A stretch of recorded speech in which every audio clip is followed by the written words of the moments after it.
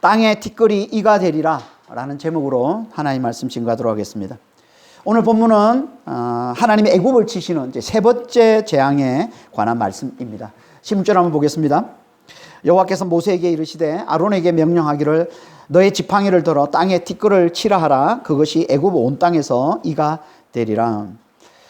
하나님은 내 백성을 보내라는 하나님의 말씀을 계속 듣지 않는 이 완악한 바로에게 하나님의 말씀을 듣지 않는 자가 반드시 당하게 될 심판을 10가지 재앙으로 나타내 보여주시는데요.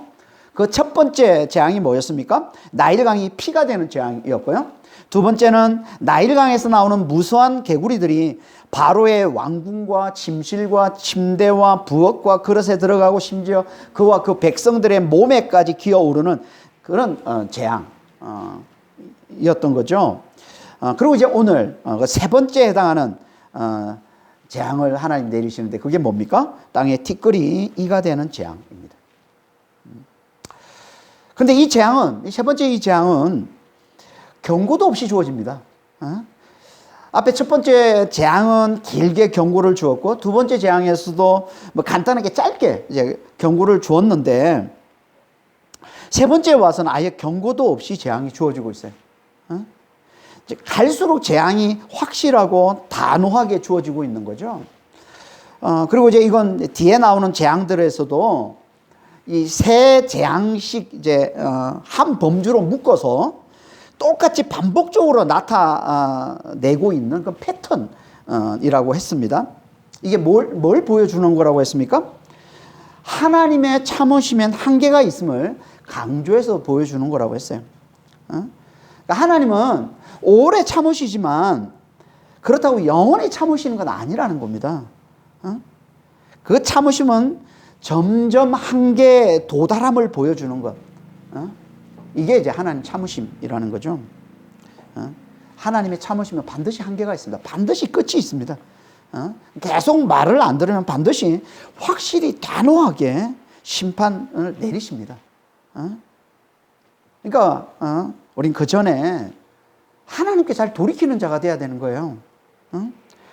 절대 하나님의 참으심을 끝까지 시험하는 자가 되지 마시기 바랍니다. 끝까지 하나님의 말씀을 거역하는 완악하는 자가 되어서 결국 하나님의 심판을 부르는 이런 어리석은 자가 되지 마시길 바랍니다. 이게 경고 없이 주어지는 세 번째 재앙이 우리에게 주는 교훈인 거죠. 이렇게 세 번째 재앙은 이제 경고도 없이 주어지는데요. 이 재앙이 어떤 재앙이라고 했습니까? 땅의 티끌이 이가 되는 재앙이라는 겁니다. 앞에서는 나일강에서 나오는 개구리로 심판하셨는데 이번에는 땅의 티끌로 심판하시는 겁니다. 왜 땅의 티끌로 심판하시는 걸까요? 그건요 두 가지로 살펴볼 수 있는데 하나는 물로 심판을 했는데도 그들이 말을 안 들으니까 이번엔 물만큼이나 중요한 그들이 중요하게 여기는 땅으로 그들을 심판하심을 보여주고 있는 겁니다.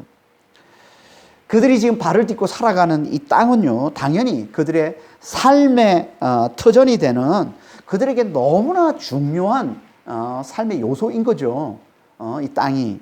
그래서 그들이 매일 발을 딛고 살아가고 있는 이 땅도 우상으로 섬기고 있었던 거예요.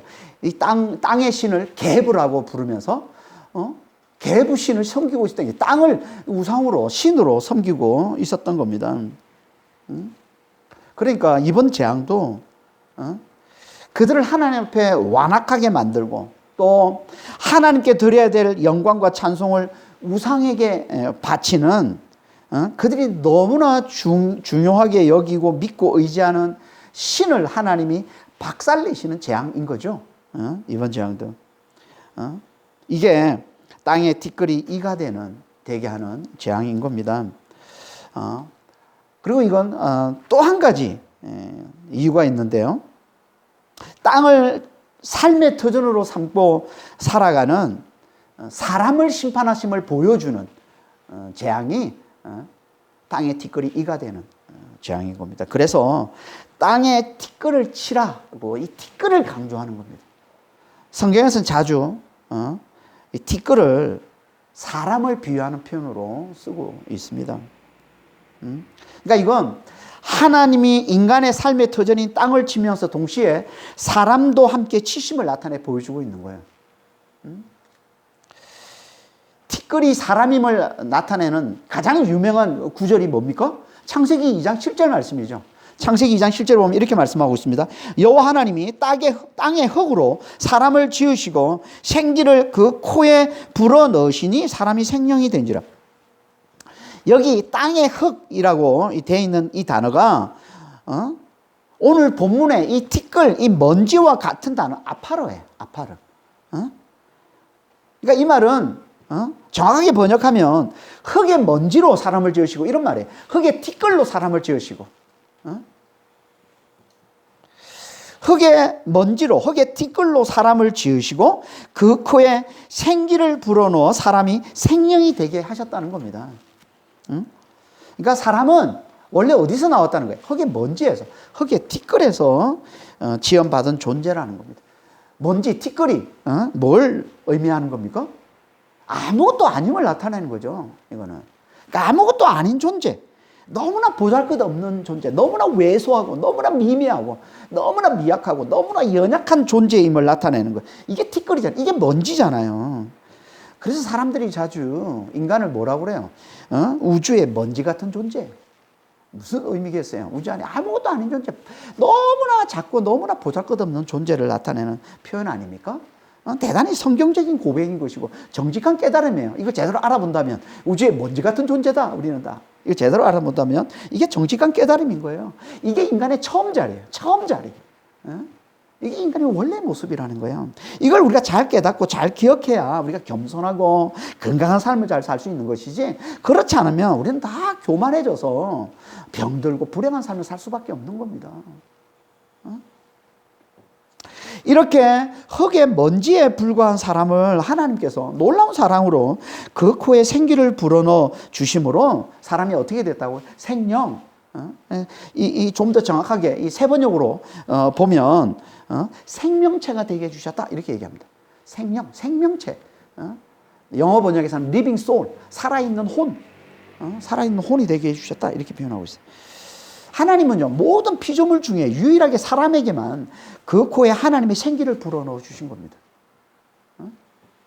그래서 우리를 하나님을 알아보고 하나님을 잘 섬기는 영적 존재가 되고, 또 하나님을 닮은 사랑스럽고 지혜롭고 자유로운 인격이 되는 생명체가 되게 해주셔서 하나님의 창조 세계에서 다른 모든 피조물을 정복하고 다스리는 하나님의 대리자 역할을 감당해 주신 거예요.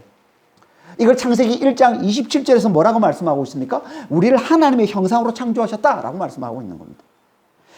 땅에 티끌이 있는 우리에게 하나님의 생기를 불어넣어 주셔서 하나님을 닮은 영적이고 인격적인 생명체가 되게 하시고, 그래서 우리를 하나님의 대리자로 하나님의 창조 세계를 다스리는 하나님의 형상이 되게 해주신 거예요. 이게 하나님의 위대한 인간 창조, 하나님의 위대한 사람 창조인 거예요.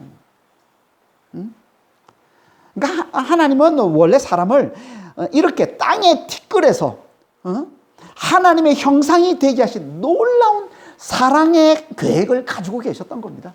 아니, 티끌에 불과한 존재를 하나님의 형상을 지닌 하나님의 형상으로 사는 존재로 하나님께서 그렇게 크게 높이시고 세우시는 그런 놀라운 사랑의 계획을 가지고 계셨던 거죠. 하지만 여기에 죄가 들어오면서 이 모든 계획이 다 무너지고 만 겁니다. 뱀의 유혹에 넘어간 최초의 부부 하와와 아담이 뱀의 말에 순종해서 스스로 하나님이 되겠다며 하나님의 말씀을 거역하고 선악과의 열매를 먹는 순간, 정확히 말하면 선악을 알게 하는 과일, 선악을 알게 하는 열매를 말하는 겁니다. 이거 뭘 상징하는 겁니까? 이거는 자기 스스로 선악을 판단하는 하나님이 되겠다는 죄악을 상징하는 거예요. 이게 선악을 알게 하는 열매예요. 이걸 먹음으로 말미암아 사람은 이제 하나님의 성품을 드러내는 하나님의 형상에서 타락해서 자기가 하나님이 되겠다는 자기 중심성의 죄악에 사로잡혀 사는 존재가 되고 만 겁니다. 그 결과 세상은 지금까지 온 인류가 죽음의 권세를 가진 힘 있는 자가 자기를 위해 남을 짓밟는 이 다툼과 전쟁이 끊이지 않고 억압과 착취가 끊이지 않는 이 약육강식의 세상에서 죽음을 두려워하며 사는 존재가 되고 만 거예요. 지금까지 온 인류는 계속. 이게 악한 영, 미혹의 영, 이 뱀의 말을 듣고 뱀을 따르는 자기가 하나님이 되겠다는 자기 중심성의 죄악이 낳은 결과인 겁니다. 하지만 하나님은 이를 통해 이렇게 망가진 우리지만 우리를 버리지 않으시고 이를 통해 또다시 우리를 구원할 계획을 가지신 거예요. 하나님은 온 인류에게 자기가 하나님이 되겠다며 하나님을 떠나 자기 중심으로 살아가는 삶이 얼마나 고통스럽고 얼마나 힘들고 얼마나 슬픈지를 온몸으로 철저히 배우고 깨닫게 해주신 겁니다. 다시 말해서 하나님을 떠난 자신은 결국 티끌에 불과함을 온몸으로 확실히 배우고 깨닫게 해주신 거예요. 이걸 통해서. 그리고는 그걸 배운 자들에게 하나님은 다시 손을 내밀고서 그들을 당신께 돌아오게 하시는 거예요.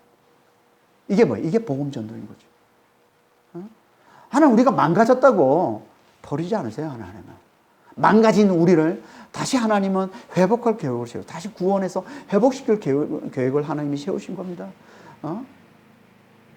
자신이 망가졌으면 하나님이 떠난 자신이 티끌에 불과함을 자신은 자기 중심으로 살아가는 자신은 결국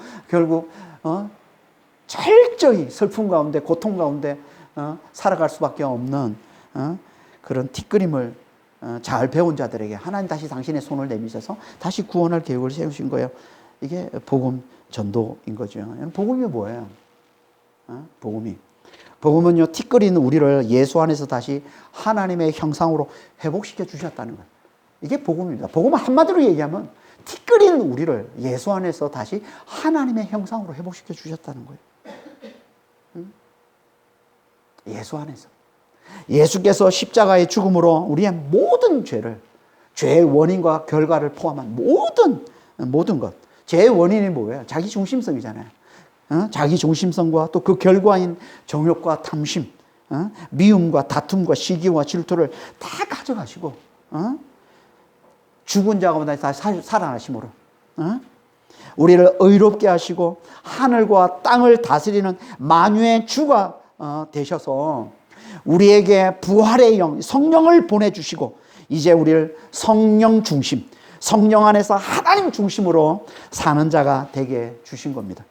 그래서 이제 우리를 통해서 하나님이 드러나는 하나님의 성품으로 세상을 다스리는 하나님의 성품인 사랑으로 세상을 섬기는 하나님의 형상이 되게 해주신 것. 이게 예수 안에서 티끌인 우리를 다시 하나님의 형상으로 회복시켜 주셨다는 복음인 거예요.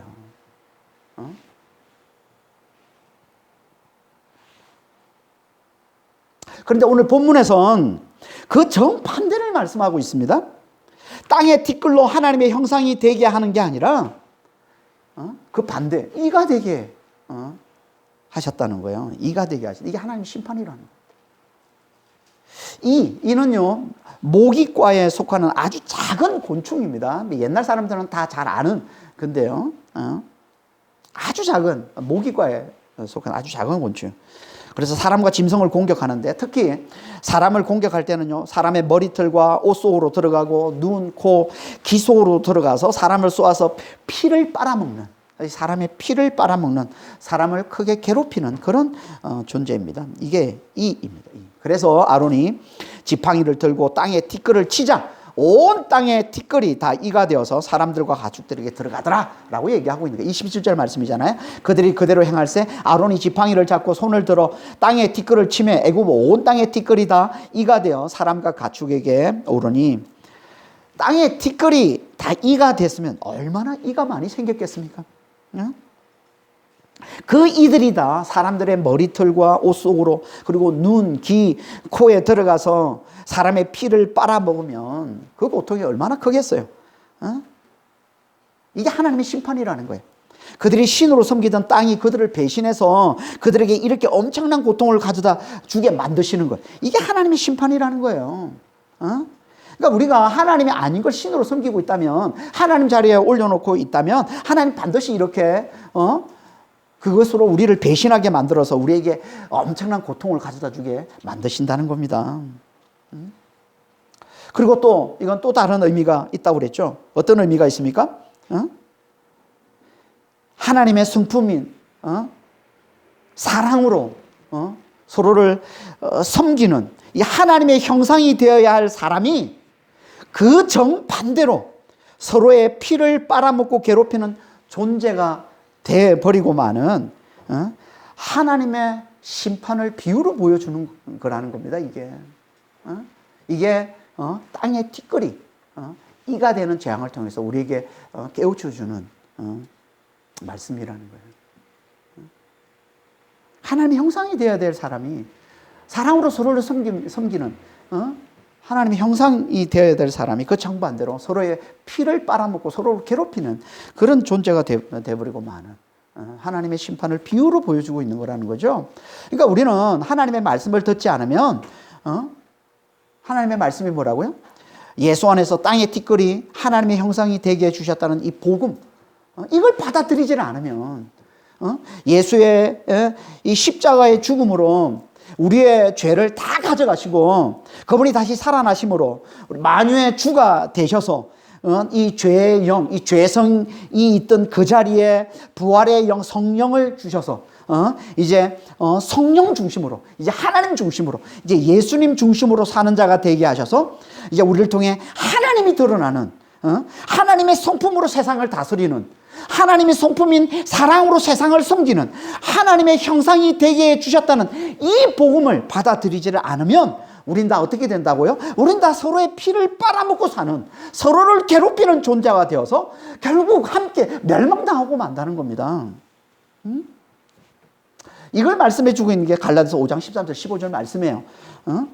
갈라디아서 5장 13절 15절입니다. 형제들아, 너희가 자유를 위해 부르심을 입었으나 그러나 그 자유로 육체의 기회를 삼지 말고 오직 사랑으로 서로 종노릇하라. 온 율법은 내 이웃 사랑하기를 내 자신같이 하라 하신 한 말씀에서 이루어졌나니 만일 서로 물고 먹으면 피차 멸망할까 조심하라. 믿음으로 얻은 자유, 우리는 믿음 안에서 비로소 자유롭게 된 거예요. 그전에는 우리가 다 자유롭게 산다고 얘기하고 있지만 실제로 우리는 다 죄의 종이었고 우리는 죄의 노예였고 사망의 노예였잖아요. 그러니까 우리 하나님을 믿는 순간 비로소 우리는 자유로워진 자가 된 거예요. 그 자유로 다른 걸 택하지 말고 뭘 택하라고요? 사랑을 택하라는 거예요. 사랑을 택하라는 거예요. 그렇지 않으면 하나님의 성품인 이 사랑으로 서로를 섬기는 하나님의 형상이 되지 못하면, 사랑을 택하지 않으면 어떻게 된다고요? 우리는 결국 티끌이 이가 된 것처럼 서로의 피를 빨아먹고 서로를 괴롭히는, 서로를 물어 뜯는, 서로 물고 먹는 그런 존재가 돼서 멸망당하고 만다는 거예요.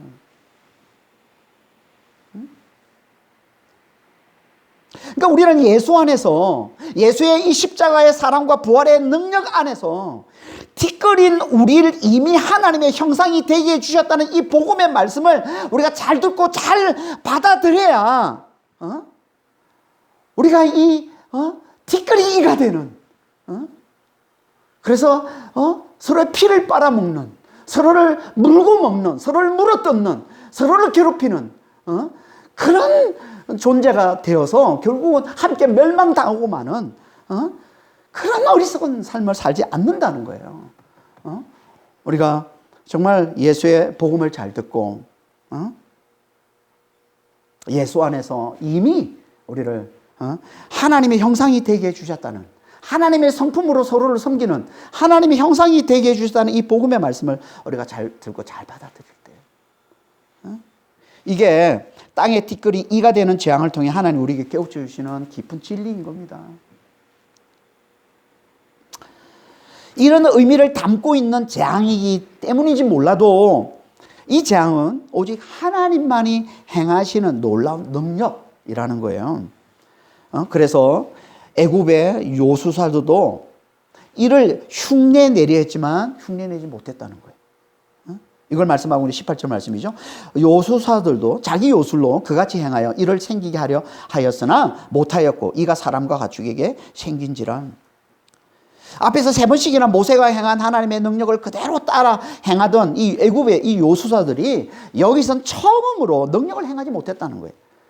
앞에서 2번째 재앙에선 개구리가 나오게는 해도 물러가게는 못하는 반쪽 능력만 흉내내더니 여기서는 이제 아예 흉내조차 내지 못하다라는 겁니다.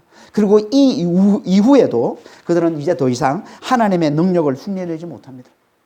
뭘 보여주는 겁니까? 사단을 따르는 이 세상이 아무리 대단한 능력을 자랑해도 절대 하나님의 능력엔 미치지 못함을 강조해서 보여주고 있는 거죠. 하나님의 능력과는 비교가 되지 않는다는 거예요. 세상이 아무리 대단한 능력을 자랑해도 그건 하나님의 능력과는 비교가 되지 않는다는 거예요. 우리가 지난 시간에도 살펴봤지만 사단이 가져다 주는 이 세상의 힘은 기껏해야 하나님의 능력을 흉내만 낼 뿐이라는 거예요. 흉내만. 거의 죽은 것 같다가 다시 살아나는, 그 상처가 나아서 다시 살아나는 식의 흉내만 낼 뿐이지 절대 죽었다가 살아나는 이 하나님의 능력, 이 예수의 부활의 능력, 하나님만 나타낼 수 있는 이 부활의 능력은 사단은 절대 따라 행할 수가 없다는 거예요. 나타낼 수가 없다는 거예요. 이 하나님의 능력에 한참 못 미치는 게 이게 사단의 능력이요, 이게 사단을 따르는 세상의 능력이라는 겁니다. 그런데도 세상에서는 이걸 대단시합니다. 하나님을 능력을 흉내내는 이 능력만 보고도, 이 가짜 능력만 보고도, 흉내내는 능력만 보고도 다 깜짝 놀라고 막 두려워하면서 사단을 따르죠. 왜요? 진짜를 모르니까. 진짜를 모르니까. 믿음이 없어서 진짜 능력을 보지 못하니까, 하나님의 진짜 능력을 보지 못하니까 가짜를 보고서 마치 그게 진짜이냐, 그게 그냥 다 휘둘리면서 살고 있는 거예요. 휘둘리면서. 진짜를 보지 못하니까.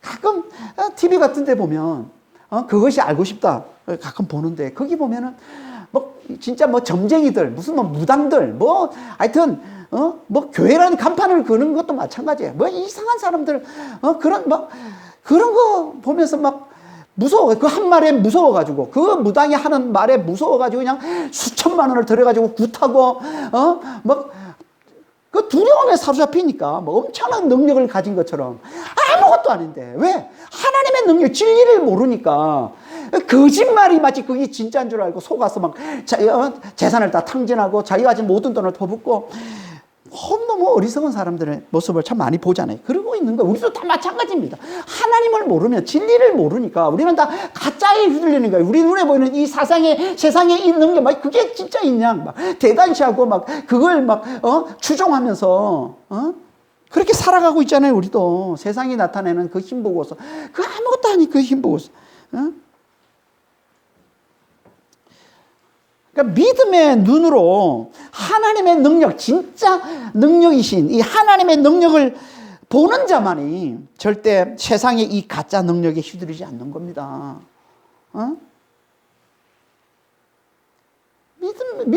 믿음의 눈으로 그 하나님의 능력을 보는 자. 하나님 앞에 세상의 이 능력들은 아무것도 아니라는 걸 너무나 잘 아니까 절대 거기에 휘둘리지 않는 거예요.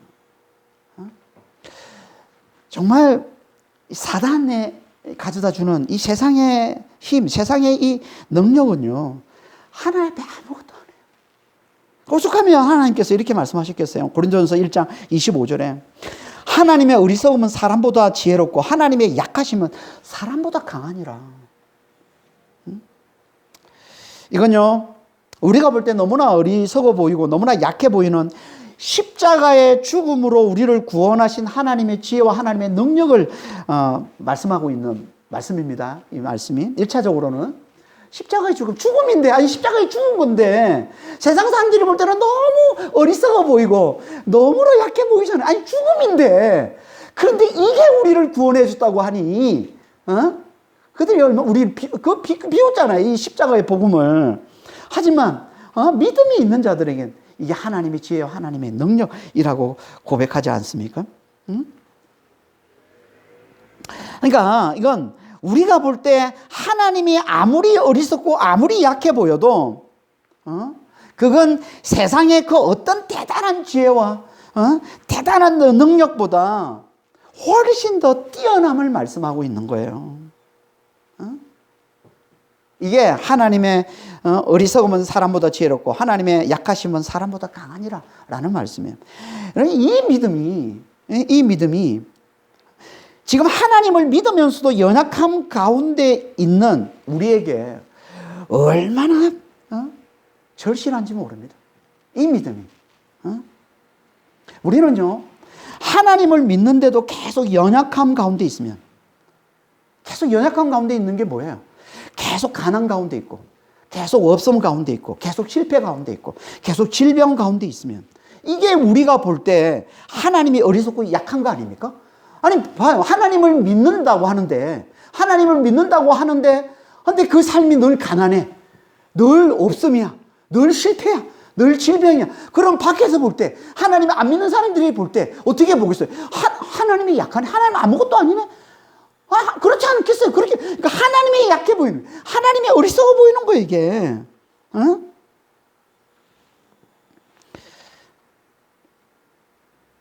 그러니까, 우리가 이런 모습, 하나님을 믿는데도 이렇게, 가난 가운데, 없음 가운데, 실패 가운데, 질병 가운데 있으면요, 우리 눈에 보이는 이 세상의 이 부와 있음과 성공과 건강 앞에 얼마나 기가 죽고 얼마나 위축됩니까? 우리의 모습을 보세요. 우리가 얼마나 그래. 내가 하나님을 믿는데도 이렇게 늘 가난하게 살고 없음 가운데 살고 있으면 안 믿는 사람이 잘 나가고 안 믿는 사람이 성공하고 안 믿는 사람이 더 막 이렇게 잘 되고 하는 그런 모습 보면 막 위축되고 막 기가 죽잖아요.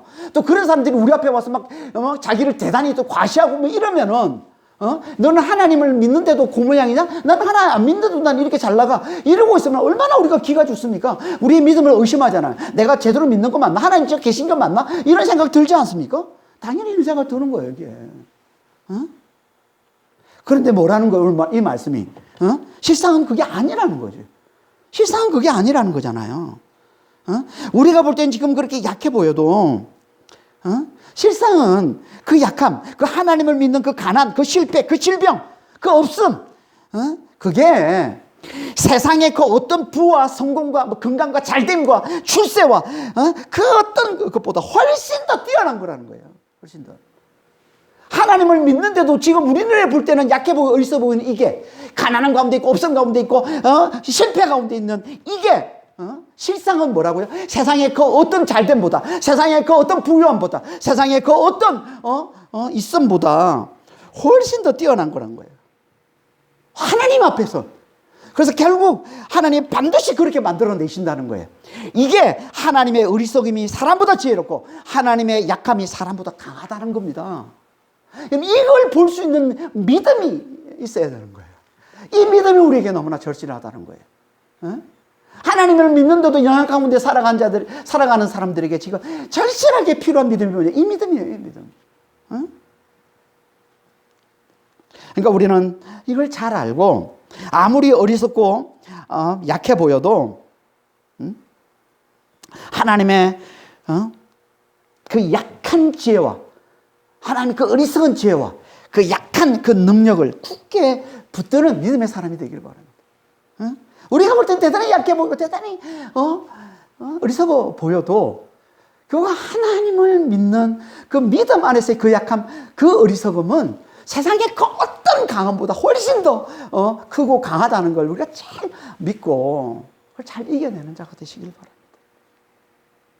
아무리 세상이 우리를 비웃는다 할지라도 아니 예수님이 좌편에 있는 강도도 예수님을 비웃었잖아요. 십자가에 달린 예수님 보고 너가 하나님 아들이면 내려와봐. 하나님의 아들이라면 내려와봐. 비웃잖아요. 세상은 그래요. 세상은 예수 믿는다면서 막 실패하고 세상 믿는다면서 안 되고 뭐 가난 가운데 살아가고 이 사람 세상은 비웃습니다. 아니 믿는다면서 왜 그래?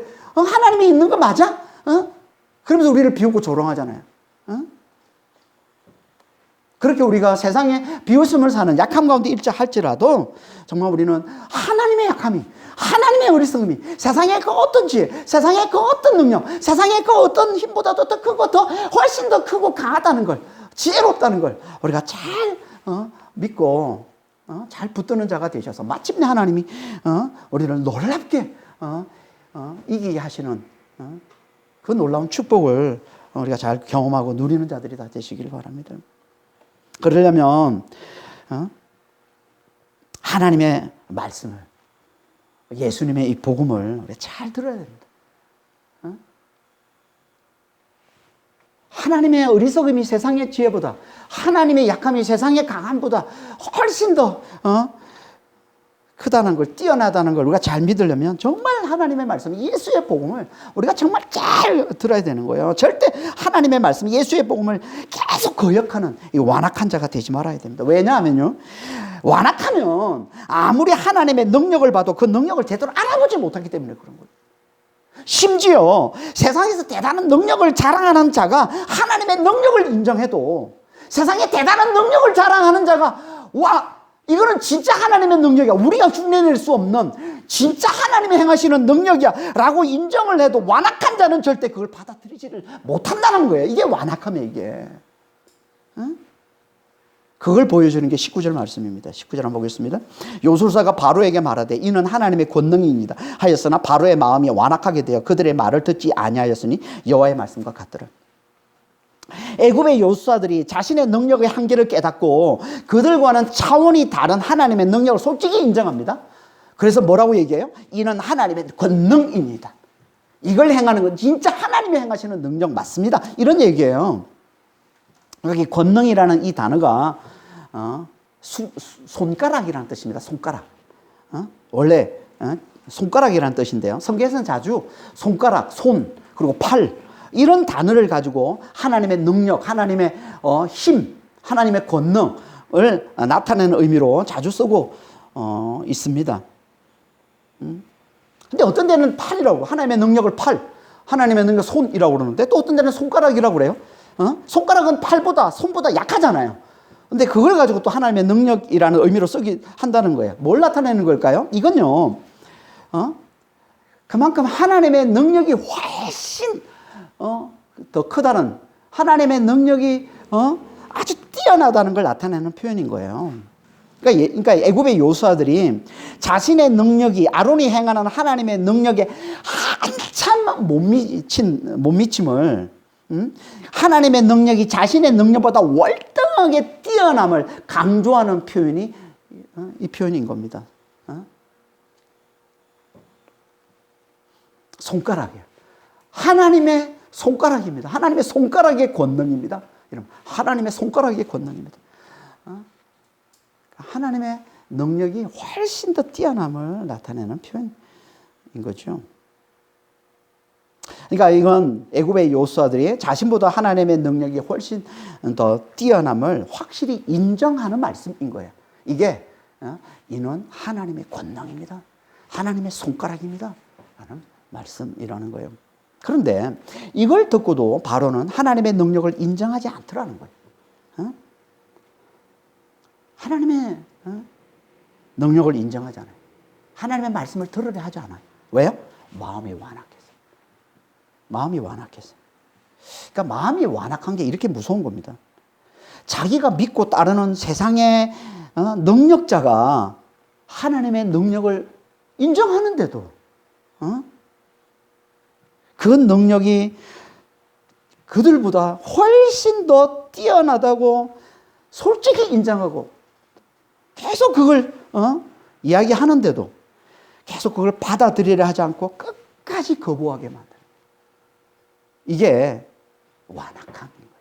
이걸 좀 더 유식한 말로 똥고집이라고 해요. 똥고집. 이게 자기 중심성의 결정체인 겁니다. 자기 중심의 결정체. 그러니까 이유도 없어요. 논리도 없어요.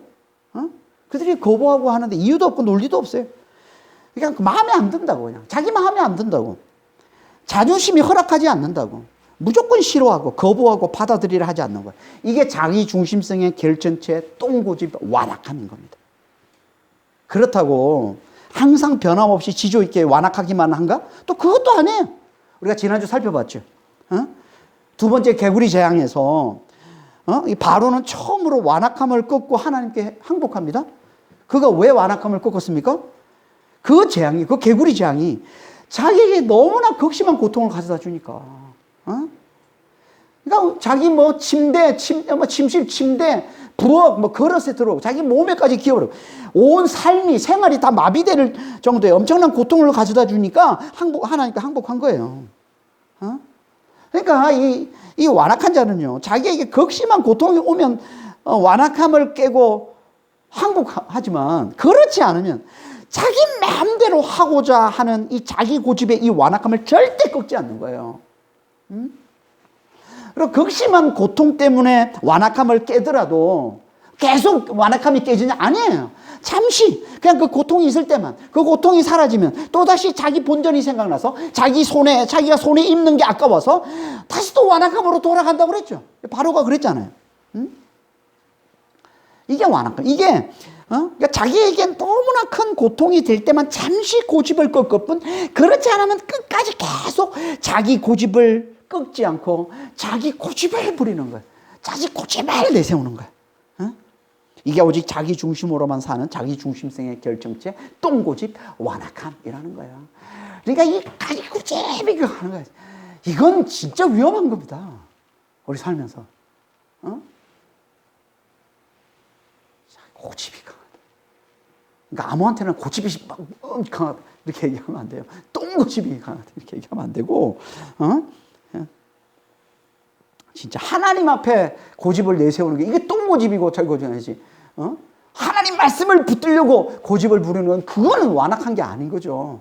그러니까 믿음이 없는 사람들은 막 구분도 없이 막 쓰고 있는데, 하나님 앞에 끝까지 자기 고집을 내세우는 거예요. 이게 똥고집 완악함이란 말이에요.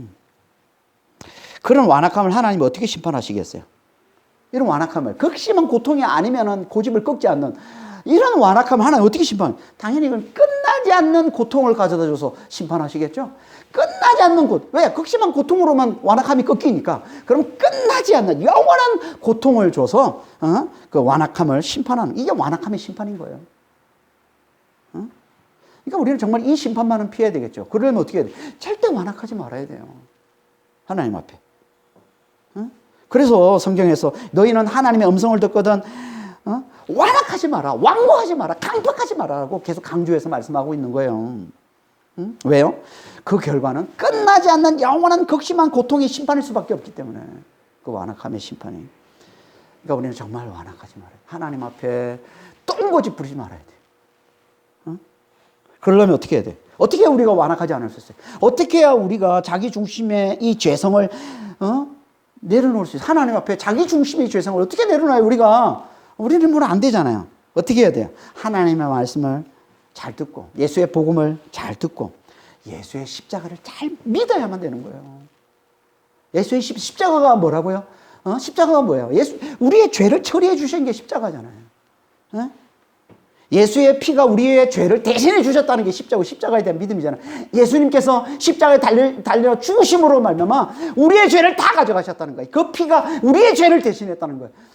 우리가 죄에 대해서 죽은 자가 되게 만드셨다는 거예요. 죄성에 대해서, 이 자기 중심성에 대해서 죽은 자가 되게 만드셨다는 거예요. 이게 십자가를 믿는 믿음이란 말이에요. 그러니까 십자가를 잘 믿어야 되는 거예요.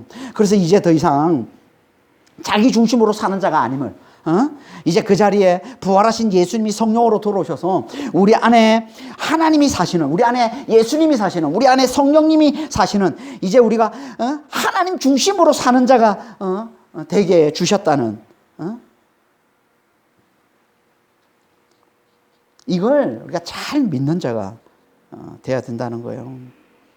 그러면 성령께서 우리 안에 사시는, 우리의 중심이 되어서, 우리 안에 들어와서 우리의 중심이 되어 사시는 그 성령께서 우리를 어디로 인도하신다고요? 하나님이 드러나는 삶. 하나님의 성품으로 세상을 다스리는, 다시 말해서 하나님의 성품인 사랑으로 세상을 섬기는, 하나님의 형상이 되는 삶을 살게 해주시는 거예요. 누가? 성령께서.